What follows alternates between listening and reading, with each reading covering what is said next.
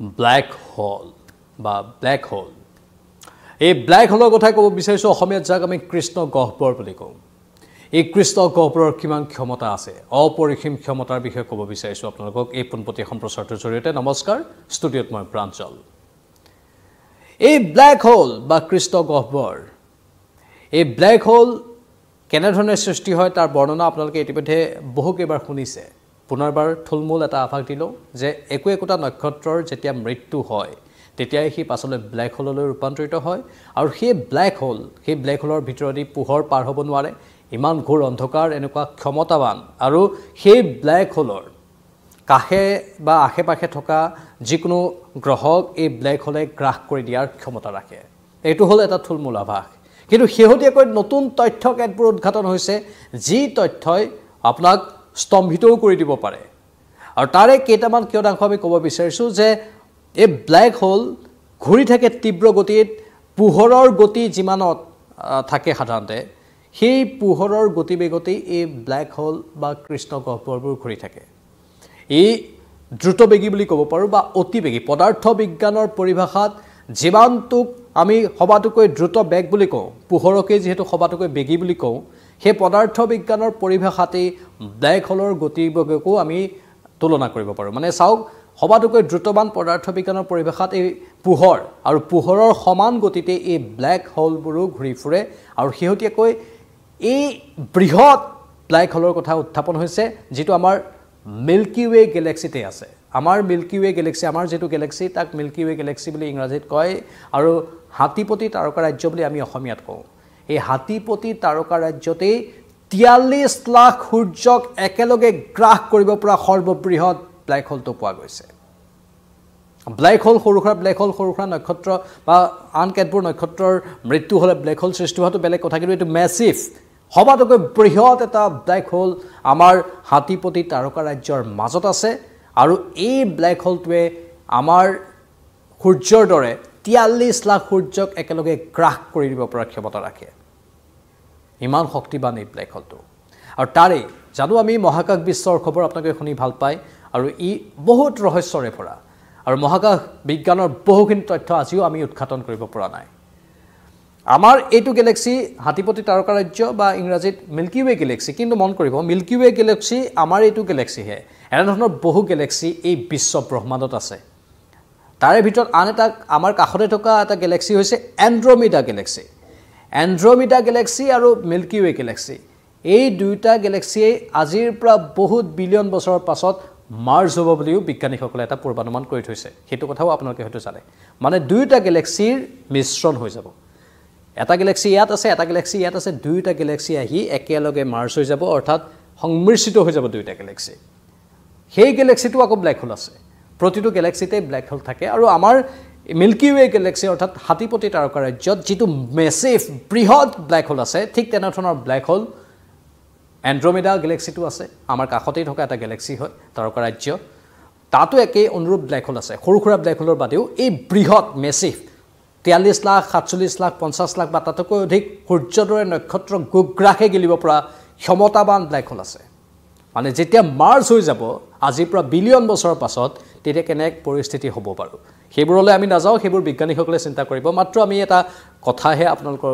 আগত উপস্থাপন কৰিছোঁ এয়াই হৈছে ৰহস্যৰে ভৰা আমাৰ বিশ্ব ব্ৰহ্মাণ্ড এই বিশ্ব ব্ৰহ্মাণ্ডৰ নজনা নুশুনা বহুখিনি তথ্য আছে যিবোৰ জানিবলৈ আমি সদায় আগ্ৰহী আৰু বিজ্ঞানীসকলে অহৰহ প্ৰচেষ্টা কৰি আছে নাছাই পঠোৱা ভয়েজাৰ 1 ভয়েজাৰ 2 এই ভয়েজাৰ 1 আৰু ভয়েজাৰ 2 সূৰ্যৰ পোহৰ পৰা সেই সীমাত গৈ ইতিমধ্যে উপনীত হৈছেগৈ ভয়েজাৰ 2 বিমান মহাকাশ যানখন যিখনত মানুহ নাই কিন্তু তাত যন্ত্ৰপাতি সংলগ্ন কৰা আছে আৰু ভয়েজাৰ 2 এতিয়া কেমেৰাটো বৰ্তমান পৰিস্থিতিত অফ কৰি থোৱা আছে কাৰণ তাৰ বেটাৰীটো যাতে চাৰ্জ হৈ থাকে তাৰ বাবে কিন্তু ভয়েজাৰ 2 মানৱে প্ৰেৰণ কৰা সবাতোকৈ দীৰ্ঘ দূৰত্বত যোৱা এতিয়ালৈকে মহাকাশ যান মানৱবিহীন আৰু ভয়েজাৰ 2 সূৰ্যৰ পোহৰ পৰা শেষ স্থানত গৈ সেই স্থানটো পাৰ হৈ গৈছে কিন্তু সেই স্থান পাৰ হৈ যোৱাৰ পাছতো সেই যিটো মেছিভ মই ব্ল্যাক হোলৰ কথা কৈছোঁ মানে বৃহৎ সৰ্ববৃহৎ যিটো কৃষ্ণ গহ্বৰ সেই কৃষ্ণ গহ্বৰ পাবলৈ আৰু হয়তো সেইখিনি গৈ নাপাবগৈ তাৰ পৰা বহুত দূৰত আছে সেইটো কৃষ্ণ গহ্বৰ মানে আমাৰ এই গ্যালাক্সিখনৰ কথা চাওক মানে মিল্কি ৱে গ্যালাক্সিৰ পৰিসৰটো ইমান বহল ইমান বিস্তৃত হৈ আছে ভয়েজাৰ 2 বা ভয়েজাৰ 1 এখনো বিশেষ নাছাই প্ৰেৰণ কৰা মহাকাশযান সেই স্থানত গৈয়ে নাপাবগৈ তাৰ আগতেই সেই ভয়েজাৰ 1 বা ভয়েজাৰ 2 হয়তো নিশেষ হৈ যাব অথবা হেৰাই যাব ব্ল্যাক হোলৰ কাষত গ'লেতো গোটেই গুগ্ৰাসে গিলি দিব গ্ৰহ নক্ষত্ৰৰ কাষত যি থাকে সকলোকে গুগ্ৰাসে গিলিব পৰা ক্ষমতা আছে ব্ল্যাক হোলৰ ভিতৰতে পোহৰ পাৰ নহয় যাৰ বাবে ব্ল্যাক হোলৰ অনুসন্ধান কৰোঁতে বিজ্ঞানীসকল বহুত সমস্যাৰ সন্মুখীন হয় 99% ব্ল্যাক হোল অৰ্থাৎ কৃষ্ণ গহ্বৰৰ তথ্য আজিও অজান হৈ আছে আজিও মানুহে গম নাপায় ইয়াৰ ভিতৰত ইমান ৰহস্য সোমাই আছে মাত্ৰ 1% কোনোমতে মানৱ বিশ্বই জানিবলৈ সক্ষম হৈছে মানৱ জ্ঞানে 1% ঢুকি পাইছে বাকি ব্ল্যাক হোলৰ 99% আজিলৈকে মানুহে উৎঘাটন কৰিবলৈ সক্ষম হোৱা নাই আৰু তাৰে ভিতৰত নতুনকৈ যেটো কৃত্ৰিম বুদ্ধিমত্তাৰ জৰিয়তে আৱিষ্কাৰ কৰিছে সেইটোৱে হৈছে যে এই ব্ল্যাক হোল এই প্ৰচুৰ ক্ষমতা থকা অতি আকৰ্ষণ কৰিব পৰা ক্ষমতা থকা চূড়ান্ত ক্ষমতা থকা এই ব্ল্যাক হোলৰ আন এটা ক্ষমতা সেই ক্ষমতাটো হৈছে 43 লাখ সূৰ্যৰ দৰে নক্ষত্ৰক গিলি দিব পাৰে আৰু এই পোহৰৰ গতিবেগত ঘূৰি আছে পোহৰ সবাতোকৈ দ্ৰুতবেগী বস্তু আৰু সেই দ্ৰুতবেগত ব্ল্যাক হোলবোৰো ঘূৰি আছে এটো হৈছে একেবাৰে নতুন তথ্য এই ব্ল্যাক হোলটোৰ ভৰ 43 লাখ গুণ বেছি মানে 43 লাখ গুণ বেছি যেটো black hole massive black hole আমাৰ মিল্কি ৱে গ্যালাক্সিতে আছে হাতীপতি তাৰকা ৰাজ্যতে সেই 43 লাখ গুণ বেছিটোৱে বুজাই দিছে যে ই কিমান ক্ষমতাবান ই সবাতোকৈ বেছি ক্ষমতাবান আৰু এই ক্ষমতাবান ব্ল্যাক হোলটো আমাৰ ঠিক মাজভাগত আছে মিল্কি ৱে গ্যালাক্সিৰ সেই মাজভাগ পাবলৈ বহু সময় লাগে বহু তাক আমি পোহৰৰ আলোকবৰ্ষৰ ভিত্তিত ক'ব পাৰো বহু লাখ আলোকবৰ্ষ লাগিব আৰু সেইখিনি পোৱাটো মানৱ বিজ্ঞানৰ বাবে ইমান সহজো নহয় আৰু তালৈ গ'লে নিস্তাৰটো নাই সেইখিনিলৈকে পালে তাৰ আশেপাশে থকা গ্ৰহ নক্ষত্ৰ গুগ্ৰাসে যেনে ধৰণে কিলি লয় স্বাভাৱিকতে কোনেও হয়তো তালৈ যাব নিবিচাৰিব মই বাৰু অলপ ব্যংগাত্মক দৃষ্টিত কথাখিনি কৈছো কিন্তু এইবোৰ কথা স্বাভাৱিকতে জানিবলৈ আমি আগ্ৰহী হৈ থাকো আৰু এই কথাবোৰে নতুন নতুন দিগন্তৰ বাট সূচনা কৰিব এই পৃথিৱীখন আমি সকলোৱে কওঁ এটা ক্ষুদ্ৰ বালিৰ সমান এটা বস্তু এই বিশ্ব ব্ৰহ্মাণ্ডত এনে ধৰণে কিমান গ্যালাক্সি আছে গোটেই আমাৰ মানৱ ব্ৰেইনে মানৱ মগজুৱে ইমানখিনি ঢুকি পাবলৈ বহুত সময় লাগিব এতিয়াও মাত্ৰ কেই শতাংশ মানহে আমি আৱিষ্কাৰ কৰিবলৈ সক্ষম হৈছো সময় গৈ থাকিব সেই সময়ৰ গতিত আমিও আৱিষ্কাৰ নতুন নতুন কৰি যাবলৈ সক্ষম হ'ম মানৱে কিন্তু বহুখিনি তথ্য আৱিষ্কাৰ হ'বলৈ স্বাভাৱিকতে বহু বছৰ লাগিব কিন্তু মানৱে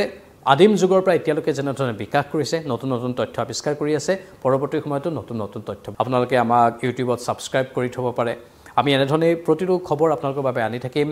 কৃষ্ণ গহ্বৰ সন্দৰ্ভত বা ব্ল্যাক হোল সন্দৰ্ভত যদি আপোনালোকৰো কিবা আপোনালোকে জনা কথা আছে তেনেহলে আমাৰ কমেন্ট বক্সত কমেন্ট কৰি উল্লেখ কৰক আপোনালোকে কি জানে মই ইতিমধ্যে কৈছো যে 1% হে বিজ্ঞানীসকলে আৱিষ্কাৰ কৰিবলৈ সক্ষম হৈছে 99% আমি ব্ল্যাক হোলৰ কথা নাজানো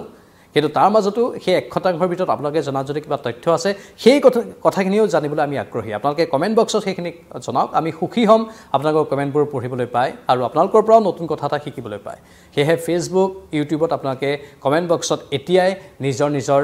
জনা কথাখিনি ব্ল্যাক হোল সন্দৰ্ভত কৃষ্ণ গহ্বৰ সন্দৰ্ভত বা আমাৰ মিল্কি ৱে গ্যালাক্সি সন্দৰ্ভত অথবা এন্ড্ৰমেডা গ্যালাক্সি যেটো আমাৰ মিল্কি ৱে গ্যালাক্সিৰ সমীপতে আছে আৰু আজিৰ পৰা বিলিয়ন বছৰ পাছত সেই মিল্কি ৱে আৰু এন্ড্ৰমেডা যে মাৰ্জ হৈ যাব সেই সন্দৰ্ভত যদি আপোনালোকৰ কিবা জনা তথ্য আছে যিসকল বিজ্ঞানৰ প্ৰতি আগ্ৰহী ব্যক্তি সেই সকল সন্মানীয় দৰ্শকক আমি অনুৰোধ জনাইছো আমাৰ কমেন্ট বক্সত সেইখিনি দিবলৈ আমাৰ কমেন্ট বক্স কেৱল আপোনালোকৰ বাবে খোলা ৰাখিছো এই মুহূৰ্তৰ পোনপটীয়া সম্প্ৰচাৰটো পোৱা মই প্ৰাঞ্জলে বিদায় লৈছো আকৌ আহিম চাই থাকক নিউজ 18 অসম নৰ্থ